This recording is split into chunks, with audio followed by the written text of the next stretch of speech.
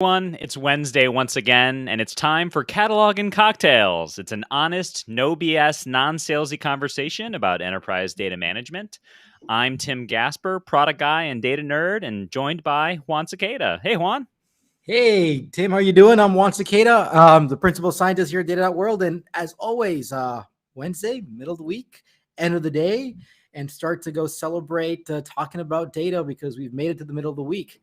And today we're going to have a fantastic conversation about jobs and data science and all this stuff. There's just so many jobs around there. And our guest today is Danielle Oberdier.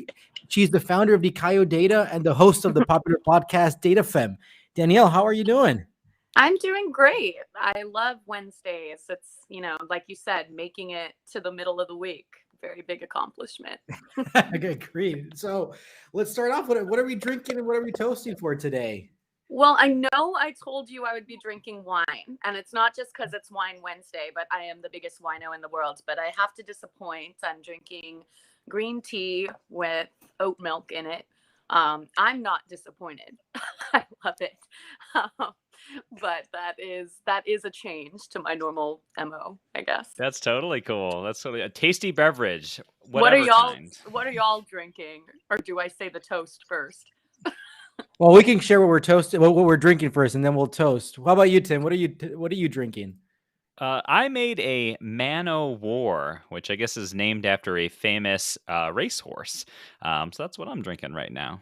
Well, what's in it though? I don't. It's bourbon, triple sec, lemon, and vermouth. Okay, nice. Kind of like a Manhattan a little bit. Yeah, it's like kind of like a whiskey orange sour bit. meets Manhattan, kind of with the triple sec. And yeah, it's interesting. Gotcha. And I wanted to make an old fashioned, which I haven't had one in a while, but I didn't have any oranges, so I did a bourbon. I had agave, and I had a lot of bitters, so I put a lot of different bitters in here, and this is really good. So I don't know, a bitter blend. There we go. So toasting. What are we toasting for? Let's toast towards fall 2021 and all the data we're going to process before the end of the year. There's a lot of data to be processed by the end of the year. That's for sure. Well, I'll toast to that. Cheers. Cheers. Cheers. Welcome to the show. So we have our warm-up question of the day, which is, what was the very first job you ever had? Well, so DiKayo Data is actually my second business that I've owned, started. And my first one is a fashion business called AK Karani, where I would hand knit and crochet, just like fashion items or household items. And I would sell them, but then there was always the social mission behind it of, crafting is therapeutic for mental health and anxiety. So that was my first job, just because that's the first thing that actually paid me. That's so cool. I mean, it's a privilege, I know, because growing up, most people have to work, and I was doing all my hobbies, doing music, still knitting, but not selling yet. So yeah, that was my first job, and I learned a lot that I can apply now to my second business. Well, that's cool. How about you, Tim? What was your first job? I wish that my first job was that entrepreneurial and for that good of a cause. I was washing dishes at an Asian restaurant, and I tell you what, I got really good at scrubbing off that wasabi. It would get really crusted on there, and I figured it out. Did you get free sushi from it at least? I did. I did get a lot of free sushi and Asian food, so that was one of the benefits. Well, my first job was a summer camp counselor. So they'll work the whole entire summer, working with kids between the ages of 5 and 15. So that was an interesting summer, for the same. But I really enjoyed it. I actually went back to the following summer and did. It was like I guess my second job was the same as my first job. So really enjoyed it. I bet you were one of the cool counselors. The kids liked you. I would hope so. Maybe, I don't know. We'll see. That was being a camp counselor was like my fourth job or something, maybe. So nice. I love it. I love it. I was a camp counselor too at one point, so we've got a whole team of counselors here. Well, I guess in some way we also have to be counselors for our jobs here with data. So let's That's true. dive into this honest, no BS discussion. So, okay, Daniel, we've been a decade now into whole data science, and we look at the job descriptions for data scientists and data engineers and data analysts, and they're all over the place. So, honest, no BS, how the heck are we supposed to sift through all this confusion in the job market? Carefully. So it's really difficult because the problem is oftentimes the person in charge of putting these job positions up is an HR professional that just isn't trained in the ways of data. And so it's very hard to describe what a data scientist will be doing if you don't know. And it's not their fault. It's just that companies need to make sure that the person in charge of posting is also a data scientist. I've written about this a lot on my DiKayoData.com blog. I've talked about it with people on DataFemme. And I think, sometimes people say the solution is to have, a person like the superior, the person who's going to be your manager, write the job position. But I mean, come on, like everybody's busy. So it is kind of hard to reach a consensus on what these positions are when you're too busy just working. And that is where I come in, because I'm someone who consolidates everything happening in the data science industry and trying to, make everybody connected, at least in certain ways. So basically, and we can dive into this more with whatever your questions are, but basically what I see as the difference between data analyst, data scientist, data engineer, business analyst is just different levels of responsibility and innovation. So I haven't seen it phrased that way before, but an analyst works with existing data. Like if I'm an analyst, I go into work and I just kind of, type around and do calculations that everybody knows how to do. And that's a very, very vital service, but it's not innovative usually. A data scientist is going to basically take more responsibility for, are we processing the data right? Can we make this easier for the analysts? Here's the type of, approach we should take. And also visualization is a big deal for data scientists. I don't see analysts doing as much of the whole process that way. Like an analyst will kind of clean up the data, but then the data scientist comes in and is like, here, we got to get you ready for your annual report, and so there's just like levels of responsibility difference in that. Data engineer, when I think of that, I think of really hardcore machine learning and AI putting projects up that didn't exist before, really, really getting into the thick of machine learning innovation. And that can be through natural language processing, that can be through logistic regressions that you do in R by importing Python packages in. I mean, everybody has a lot of experience with that kind of craft if you're a data engineer. But I'm confused. Why are you putting that last part bucket into like the data engineers? I mean, that's what traditionally hear more as a data scientist.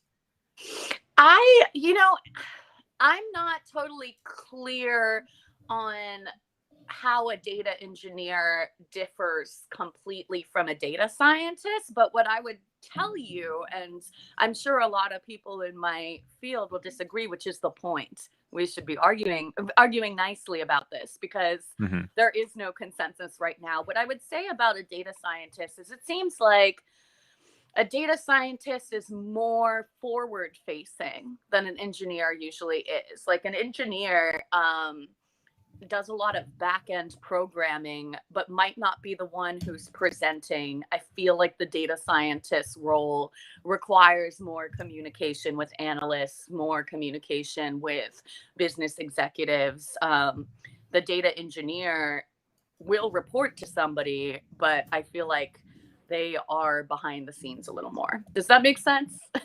No, I agree with that. The data scientists kind of being more, well, I don't know if they're going to be always forward facing, like talking to people, because not all, I mean, you have to have people skills and to go do that. And they may not all have that, but they're definitely, I would argue that they are definitely doing more things that are kind of more, the front office is going to be seeing more of that impact, while the data engineers are kind of more in the back office, and they don't, you don't even like, well, what are they actually doing? Well, they're making sure that the machines are running in a way, right? But they might not be that evident of what's going on with the front office.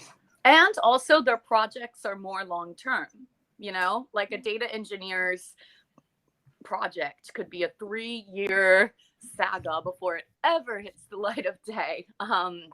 And I feel like the data scientist's workflow is a little bit more in and out, you know? And also, it's the languages too that they use. When I hear data scientists, I can be pretty sure that you know Tableau, that you've at least tried Power BI, that you have a working understanding of Python or R, and you are kind of, you know, trained in some kind of database thing like SQL. And with a data engineer, I don't, like, all my data engineer friends don't really use Tableau. They're like, they know what it is, they know it's a big company, but they're not the people doing that. Also, I'll say, like, just the uses of these languages, you know, like Python is so freaking robust, you know, R not as much, but it can do a lot. And I feel like, you know, both data scientists and engineers do have to have a working understanding of how statistics fits into the programming that you're doing. But just, you know, the types of things you're doing will be different. A data scientist is probably using, you know, Python, like Python packages to visualize or to sort a lot of like name matching stuff like that. And then I feel like Shiny apps, it could go either way, but it really comes back to different levels of responsibility and innovation, even if you are using the same tools. And what we have to do is make it clear, because I'm willing to say that a data engineer at one company is going to be doing the same things as a data scientist is at another company. That's okay. The job position just needs to be really clear. And over time, you know, people will start to talk about their experiences more, and it'll be more clear, I hope. But to do that, we have to have some organization and some communication around it that's not just a Google search.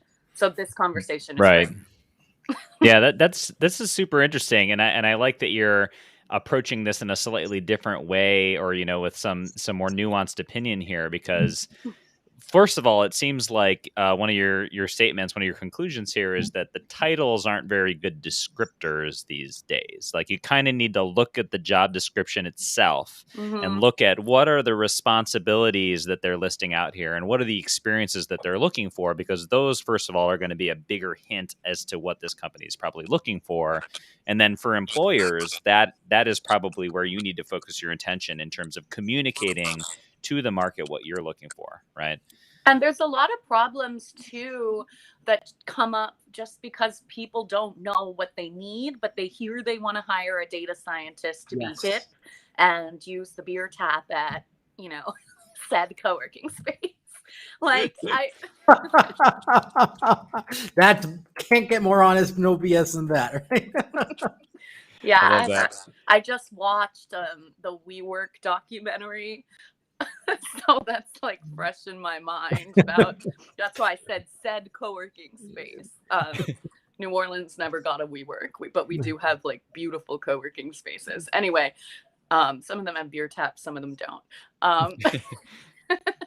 So, I mean, it's like when you hire a data scientist just because everybody's doing it, you have to have business goals. You have to have at least like a prospectus of what you want this person to accomplish. And the thing is, like, business people don't always know. That's why we talk about data literacy. There's like a bare minimum that everybody should understand data, because data is the language that people already speak. And if you don't kind of know the basics, you're behind, you know? And so I do a lot of career consulting. And every time I come across somebody who like is an analyst or is a journalist or is any kind of profession and hasn't thought about how to integrate data or take like a little Coursera Python class, do it, because you're going to fall behind and then no one can save you because it's too late. So let's I love that. Let's dig in a little bit on some of these responsibilities that some of these people have to have and have to do. So you've got sort of these data roles, right? And you might have data analysts, data scientists, data engineers, and then various permutations of those terms, right? And some add some adjectives to the front. What are some of the things that you're seeing are more like shared responsibilities? Like I think you had mentioned like statistics, like pretty much all these roles need some level of statistical understanding. Obviously, like engineers maybe more, data scientists maybe more. What do you see as like shared responsibilities versus more like specialized responsibilities? That's such a good question. I came into the world of data science through statistics. I fell in love with statistics. Everything about statistics just opened a whole new world for me. And so I am glad that I don't have to learn the statistics after the fact, after I get really, really good at Tableau. And I'm like, well, I don't know anything about stats. So as an economics major, I very much agree with you on that point. There are certain things that are harder to learn later. Basically what everybody should have in common, though, because like we're not talking a lot about the analysts, and the analysts are very important. The analysts are there to do what the data science team directs, really, I think. And I love when people are arguing with me, because like we have to figure this out, and I'm not the be all end all. I just observe I observe from a bird's eye view on the industry. So that's why I can speak to it. I think like the analysts probably need to have a more day-to-day understanding of SQL and your company's SQL, because that's what you're going to be using to sift around data. Data scientists need to know it enough to access the system and point the analyst in the right direction, but I'm not sure it's as essential. And for a data engineer, I don't think they'll be using SQL as much as an analyst, but it's still a good foundation, because why not learn it? Like why not learn it and then be able to apply it to your work in ways that nobody has yet? Like maybe there's some SQL capabilities that could lead to really great projects and innovations for an engineer. I, for one, like to plug SQL into R and play around. But sometimes I have more time on my hands than others. I think Python and or R are common for both. Excel is important, and you should, when I've done classes or teaching people about econometrics in R versus eViews, remember eViews? I always say, like, sometimes you don't have to like show off and do everything in R or Python. If the quickest fix is in Excel, close out, open your CSV and change it. Do like a VLOOKUP, like delete a column. I mean, best tool for the job, right? Time is of the essence, So like, don't let your pride get in the way. That's what I would say. And so definitely, like, I feel like statistics is easier to swallow when you're doing it hand by hand on Excel, or even math calculations on paper. That's what I did in business school. That's when I started all of this, when like I would have to do the calculations without a computer. And then you really have to understand. And I know that a lot of data analysts, data scientists, not so much data engineers, because they really have had to go through so much training, but I feel like a lot of analysts and like data scientists and business analysts, they don't really get that foundation. And I'm lucky that I do, because it really does open up all the capabilities of my favorite language, which is R, and connecting the math to it. And the best data scientists that I know are very rooted in the math.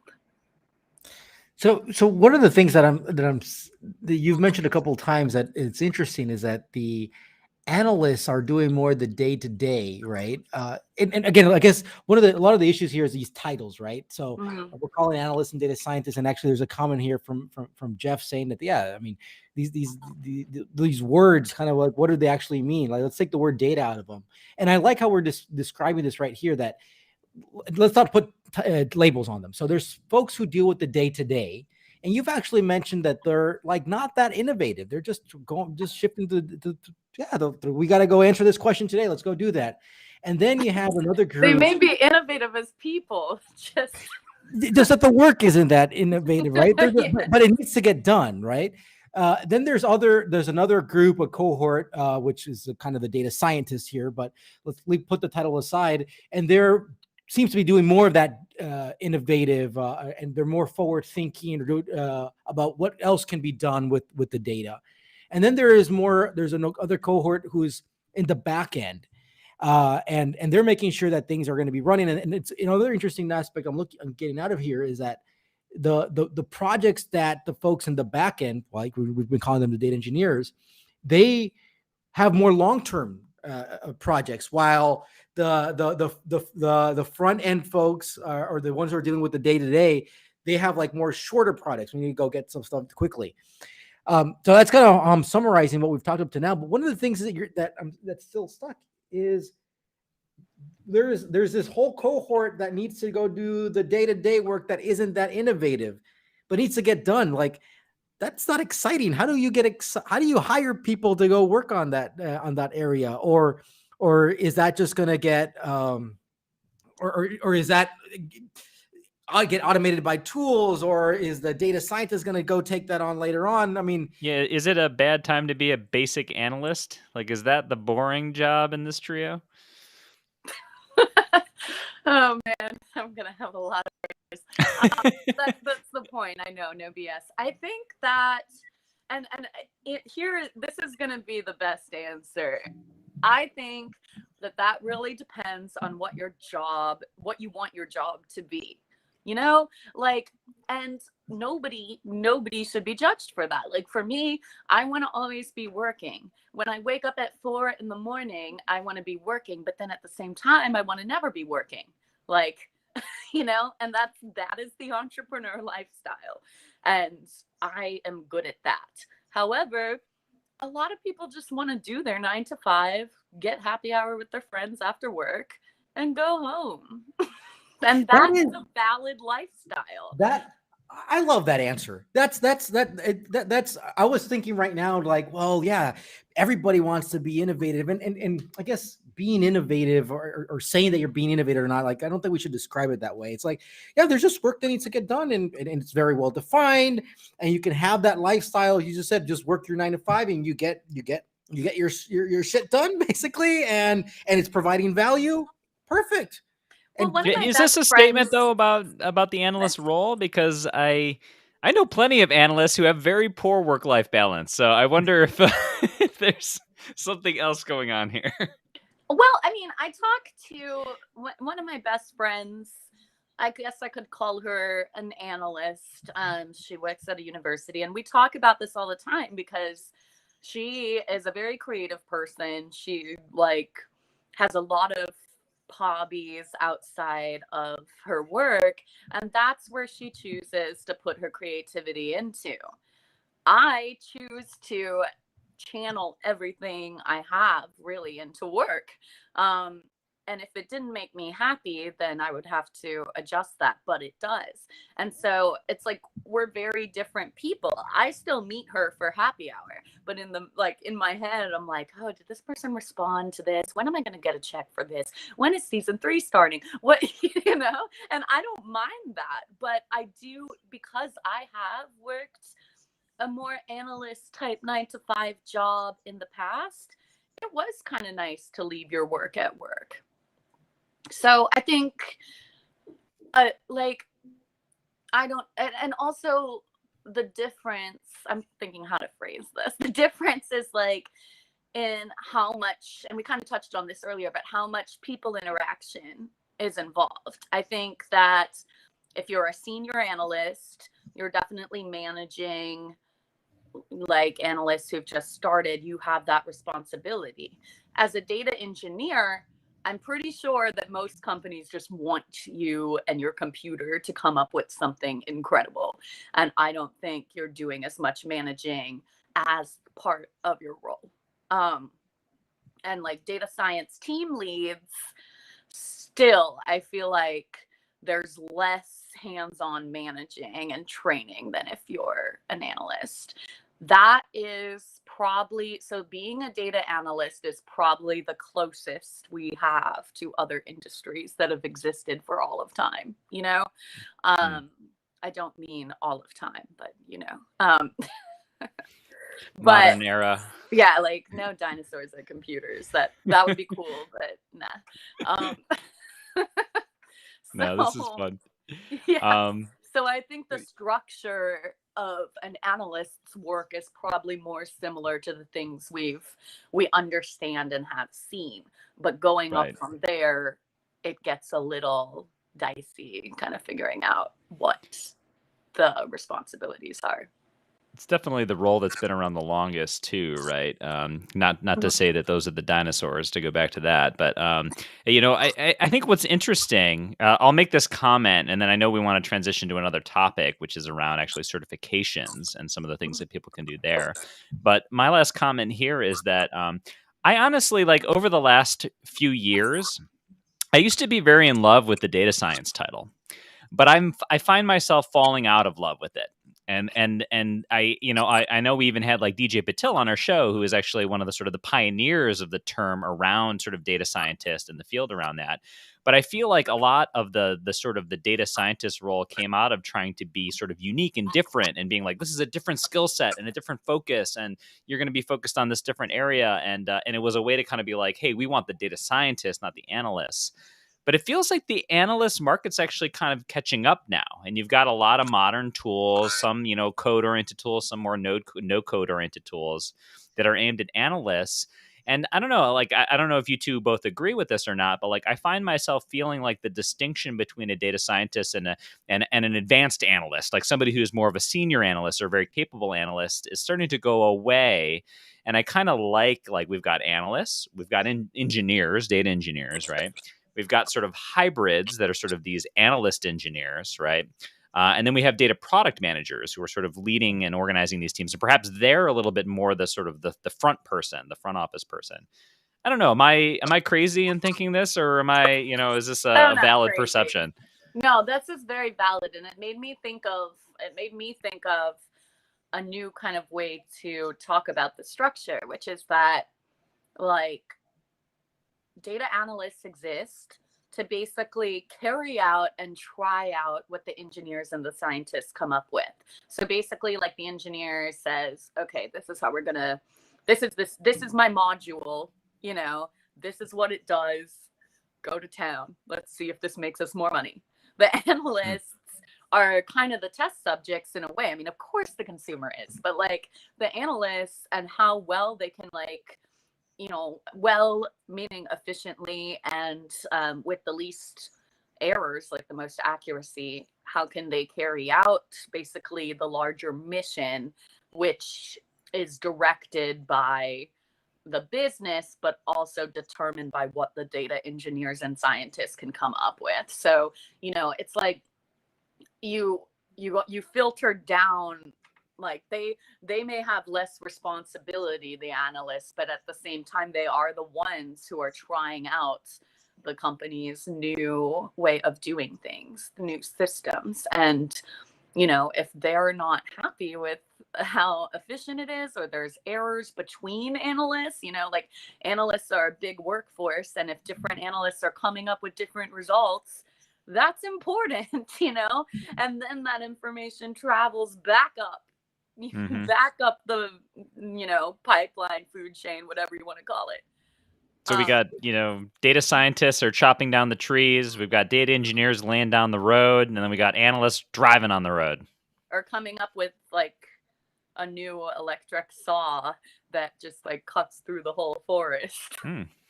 and then obviously there are risks there, and unfortunately the analysts are going to be the ones that experience those risks first. Data scientists would be the people kind of stepping back one level, but still really witnessing it on the scene. And the engineer goes to sleep and wakes up to total destruction if they didn't do well. So what kind of getting into the takeaways already, because you've made me think about this on the front end and the back end. And we make these analogies all the time with software. And in software, you talk about front end engineers and then back end engineers. You think about full stack engineers. And again, let's just put these titles away, a data science, data engineer, and all that stuff. I think you're going to have people dealing with data on the front end, the front office. You have people dealing with data in the back office, right? And this is like to let the infrastructure go run. And then on the front office, you have to go deal with being clever, cool new things, doing with the day-to-day stuff, right? And there's different types of front office types of approaches. That's how I'm looking at, I'm realizing that we should be looking at these roles. And as you mentioned, right, in one place, a data engineer, for somebody, another place is going to be the data scientist. Like at the end, it's really think about, is this more front office work or is this more back office work? And then you can have folks who are the full stack. I can do from the back to the front and all over. So that's what that's kind of, I think I've already given my takeaways here. I'll repeat that at the end, but no, I have something to say about that for sure. And I'm glad you brought up the whole full stack engineer, more of the coding terms, because I mean, as I've been watching the new Gossip Girl, and I can quote it almost as well as the old one. Google is your friend. Somebody says that. And so if Google is your friend, what that means is I don't like JavaScript. I don't know anything about it. I don't know like how to use D3 libraries. However, I can use those plugins in R. I can geocode, transfer it from R into a JSON file, and then upload it to, a site that might be outdated, but like Gephi or something, Mm-hmm. So sometimes it's like I'm comfortable in R, but sometimes I'm going to have to look something up to, incorporate some kind of front-end programming into data project. I think this is a common theme that we've always seen, Tim, here, is that we just do all these analogies of data with software, right? I think this is just another one too. So I wanted to get into something we talked about before, is on the certifications and stuff like. So right now, like, what are the opportunities that you're seeing for people to go take certification? How do they become more marketable in this job market right now? I've always been a huge fan of certifications, and it's an ongoing discussion of which ones are the most important. But, moving to Louisiana, I found that having a trade is really, really a cool thing. And, you gain a reputation in your career by having that trade. And so that's kind of how I view data science in this way. It's very hands-on. And like, the thing is, as somebody who has multiple degrees, I can't tell you that what I learned at Tulane is the same as what my friend is learning at Wharton, you know? That's not a Tulane and Penn. I said that analogy didn't fly as well as I wanted it to. But like you can't look at a degree. Employers can't look at a degree and see what you know. Whereas a Tableau certification, yeah, okay, you're competent. We know what you've had to know. It's easy for employers to kind of vet what the certifications test and then really kind of assume that you have that skill set. Your degrees, your jobs, that's awesome, but there's too much variation there. And there's like just too much variability in all the degrees and jobs that you might have had, that's not the most efficient way for an employer to be like, okay, they know their way around SQL, they know their way around Python, and this is what they've done in Python, because Python is like such a robust language that you can like divide it up into different things. Like, what do you use it for? And I know for a fact that like 2 years ago, the Tableau conference was here in New Orleans. They transformed the Ernst Memorial Convention Center from like a graveyard to like this white plush heaven. Then they took it all away. But while we were there, we, as in my class, we were given just these cards for free vouchers to get certified in Tableau, because that's what really matters to these companies, is to get people certified. I mean, I've seen a lot of people be certified in like CMA, or like, you take your financial certifications. There are 3 levels, and Salesforce, huge one. So, I mean, there's just so many. There is a certification for any trade you're in. Like, I know that I don't really like accounting, but I was in an accounting class where I got a free voucher to take, the managerial accounting test. I didn't end up getting around to it because other things were more important, but it is nice to know that exists. You can always find something that will take you to the next level, and that means more money. Like somebody with a Series 7, somebody with a Series 65 who works at Goldman Sachs as an investment banker is worth more money than somebody who doesn't have it. And it reminds me of like one of the actors on the TV show Lost was saying, like, the more you can do, the more you don't need a stunt double, the more you're going to get paid, So like he threw his own knives because he wanted, Yeah. Okay. So this is a very strong statement. Then, yeah, go get more certifications. More certifications makes you more marketable, and opportunity to go get a better job and get paid more. Yeah. I mean, you have to, what I would say, okay, so me, I'm a free agent. If I got a certain certification, I would pay for it myself or get somebody to sponsor me maybe. But the thing is, if you're at a firm, if you're at a big company, and a lot of my, people that I talk to on DataFemme or come across on social media in the industry, a lot of them they're at big companies doing data science. And you just need to, kind of like when you're in college and you don't go to the guidance counselor, you don't go to career services. I'm not saying those things will change your life, but why not use them? Why not find out what certifications you can get for free at your job? That's just normal. Like, I mean, maybe it's not normal because we're all overwhelmed, but it should be like when you. Yeah. So this is interesting.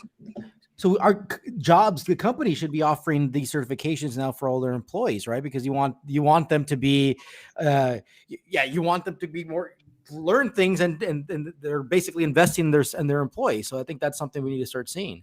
Well, I think they already do, and it's just that people don't take advantage of it. And that's okay.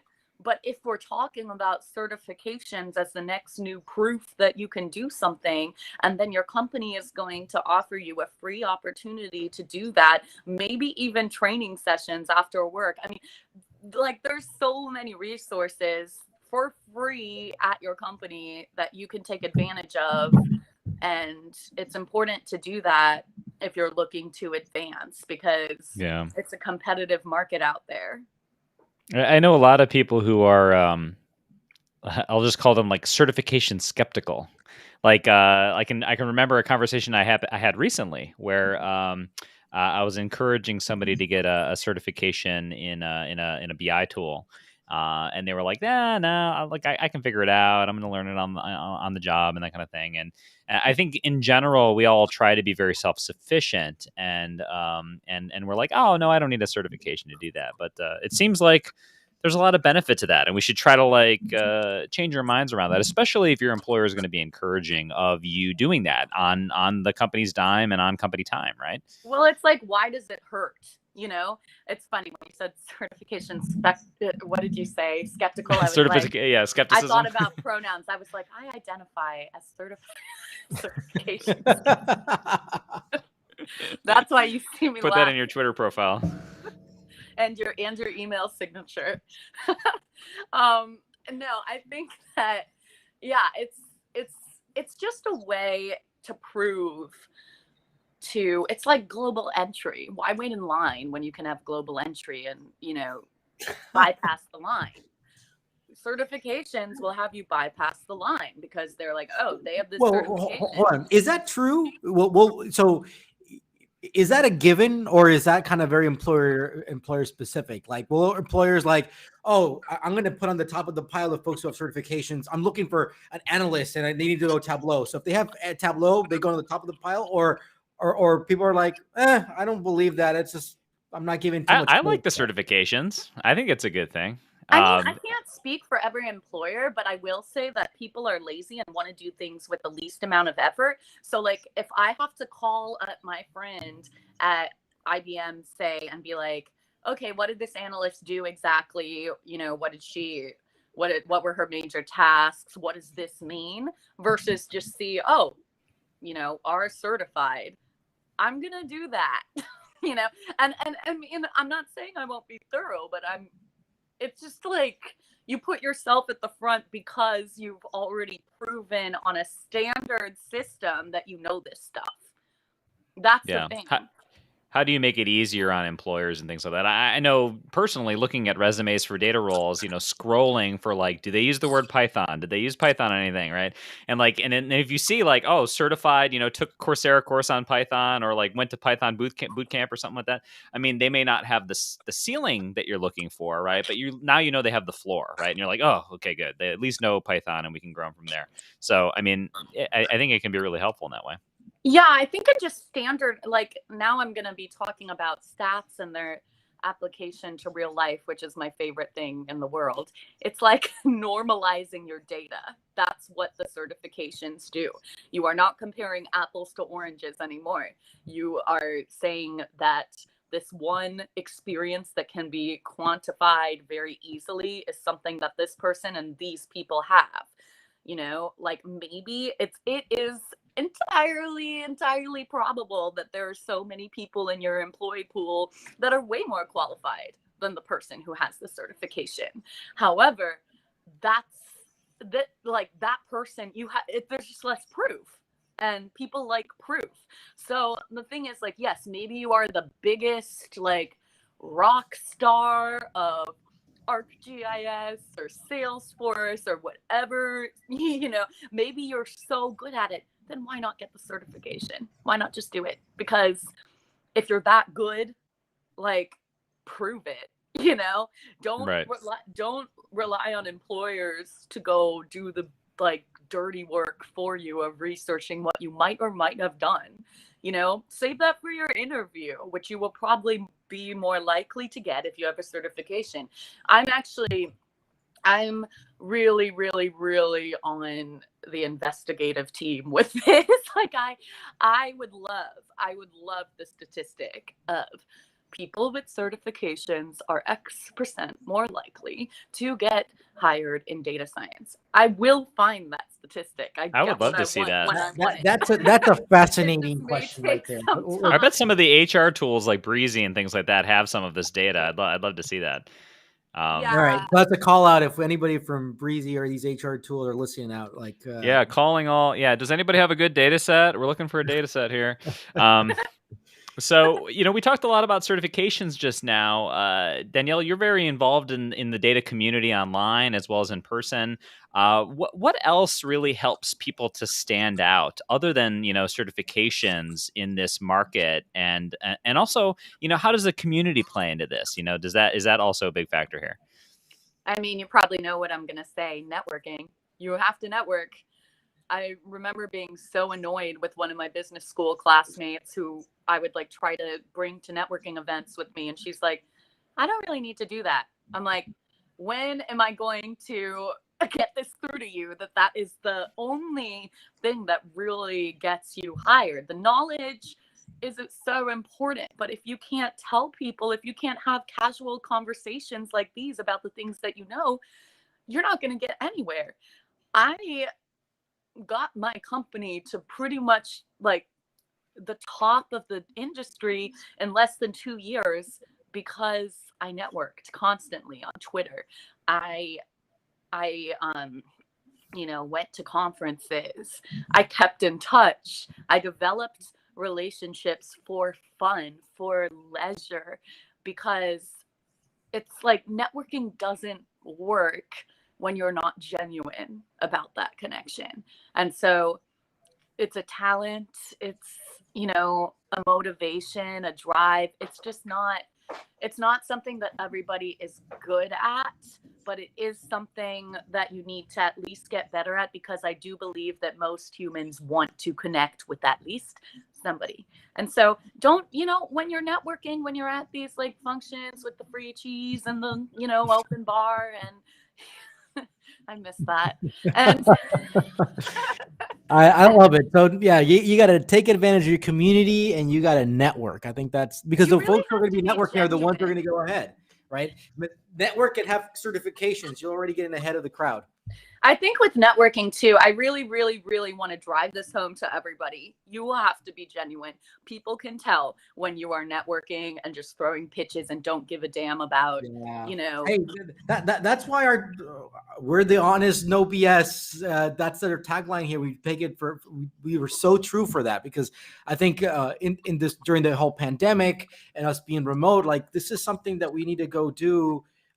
That's why we started this whole podcast, was because we wanted to go network. I mean, honestly, it was Tim and I trying to go, we thought we had good ideas and topics, and we talked about it and people were paying attention. And then we wanted to go network with more people. Let's go invite people. So I'm fully with you that networking is crucial here.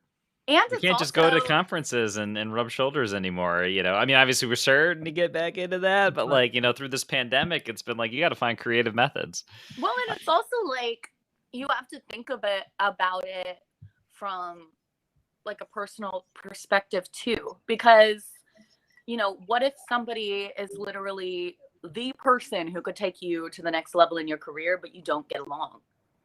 That's okay, because there is somebody else who's your freaking soulmate who does all the same things. And so in the industry, it's really fun to see at conferences, like, yes, we all get along, we all have respect for each other, but like, who's hanging together, that makes a difference.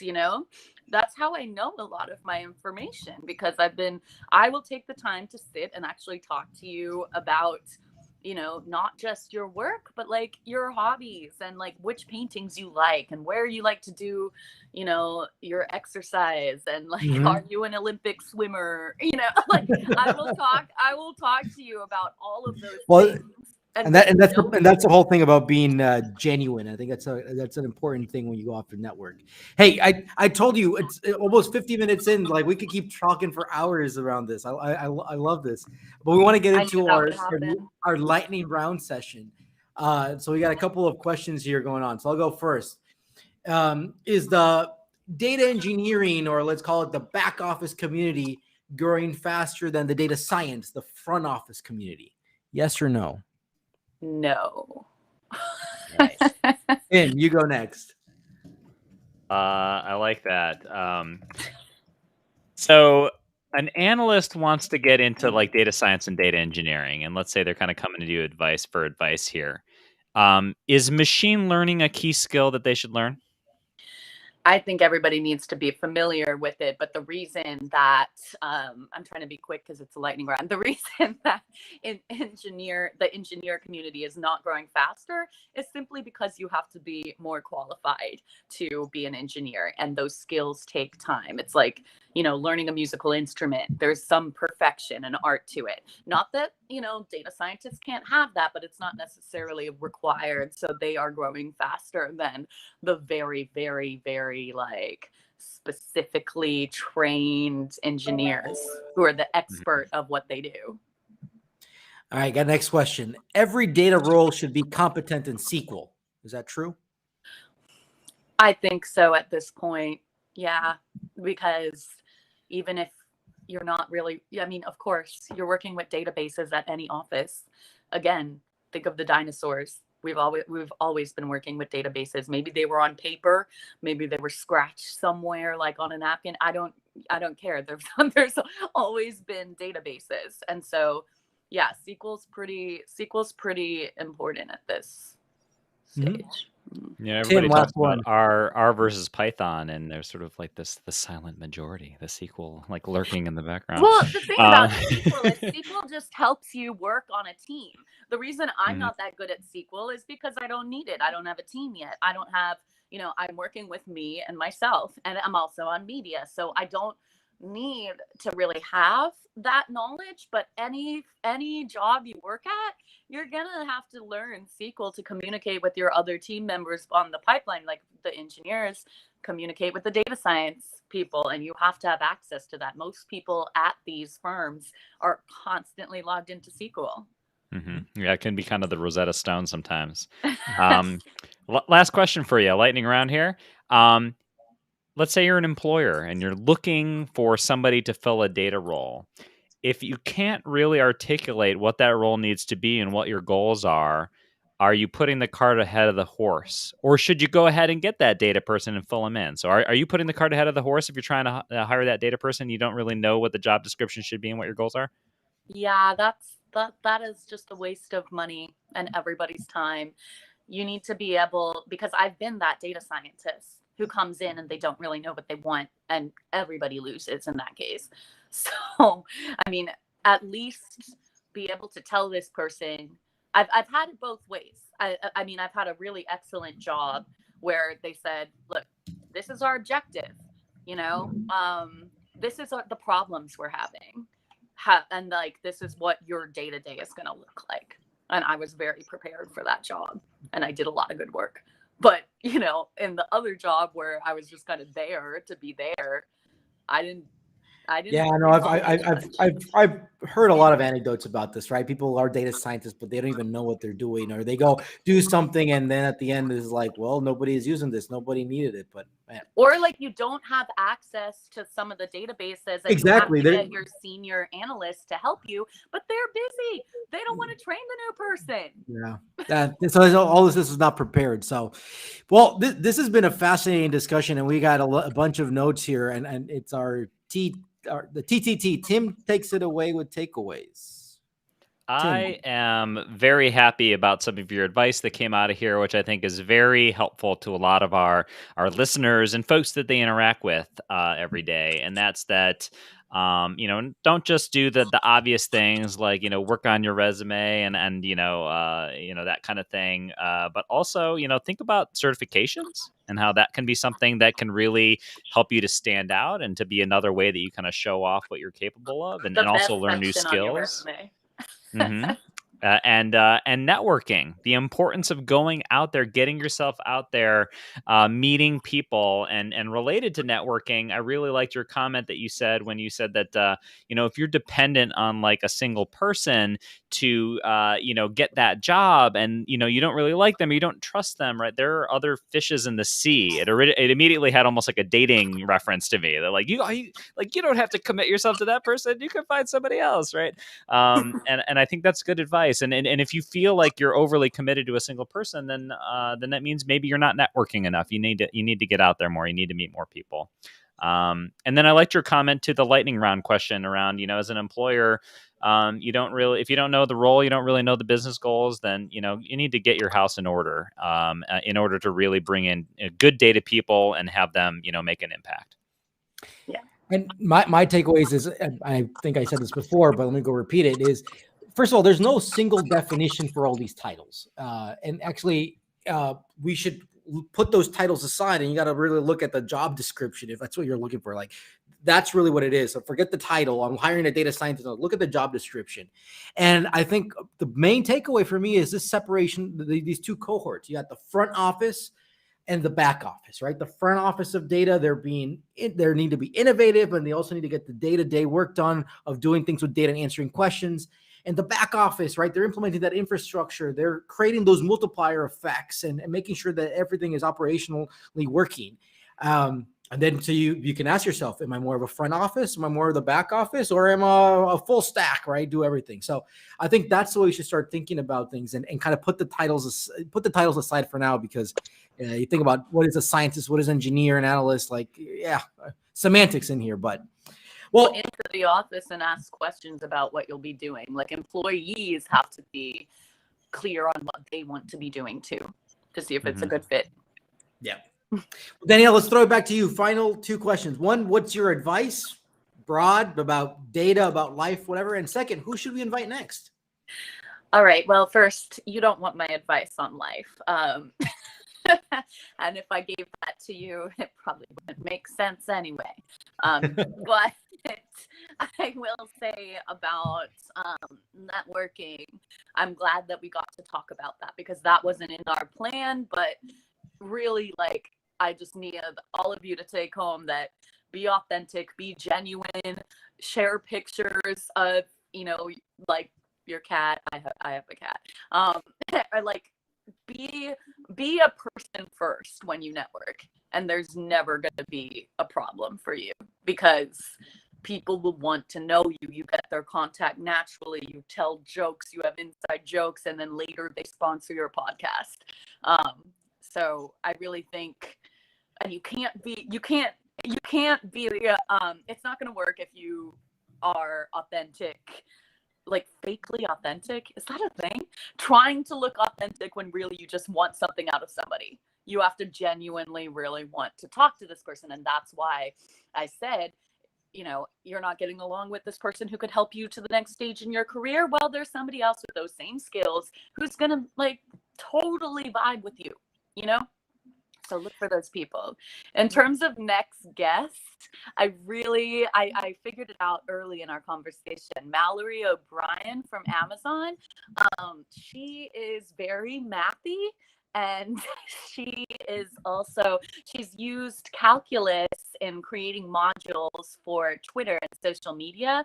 And she's one of my recent podcast guests, and she just would be amazing for you guys. So I can put you in touch if you need. Definitely would appreciate that. Yeah. Thank you. Yeah. Danielle, well, thank you so much. I appreciate it. Have a great Wednesday. This is a fantastic discussion and a lot of great takeaways for people who are listening on what to do next. Go get your certifications, go network, and think about it. Think about these jobs, not as the titles, but more about kind of the front office and the back office. Yes, this was amazing. I had a lot of fun. There will be a recording, right? There will be a recording. When I'm talking, I don't always hear myself. And next week, we have Partha Srinivas, who is the Chief Data Officer of Verisk, one of the largest data analytics companies in the world. That's going to be an interesting conversation we're going to be talking about ethics and responsibility of data. So cheers. All have a great Wednesday. Thank you. Cheers, Danielle. Thank you.